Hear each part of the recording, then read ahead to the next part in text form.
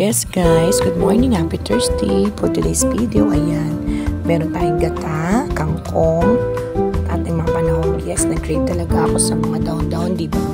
Dahil sa mga kinain namin sa bakasyon na napakasarap, kaya nag-crave ako. Ayan guys, gisa-gisa tayo, then inad ko na yung gata. So medyo iba yung kulay natin dahil sa ginamit nating bagoong, kaya ganyan pang ating kulay ng ating pagkata. Ayan guys, nag-shortcut na ako guys, dahil alam niyo na to at may YouTube University, pero ito ang aking old recipe. Ayan guys, sobrang sarap. Waiting lang tayo ng konti, din i-add natin later on yung kakang gata. Ayan guys, waiting tayo ng konti nang mag-simmer siya. Ayan, inad ko na po dyan yung kakang gata, and then itong ceiling green para pang touch lang po, para may sipa lang ng konti. Ayan guys, so simmer lang ng konti. Hindi po natin siya patutuyuin kasi may kids sa bahay, so kailangan natin yung sabaw.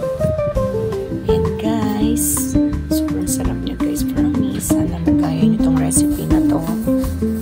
Lahat ng pwedeng gataan is sigarilyas, malunggay, mga ganyan. Ayan, masarap po siya talaga. Ayan, super, ayan po nga yung kanyang katandem is pritong galunggong. Ayan guys, super yummy. Sarap ng ating lunch for today's video. Ayan guys, thank you Lord. Thank you guys for watching. God bless us all.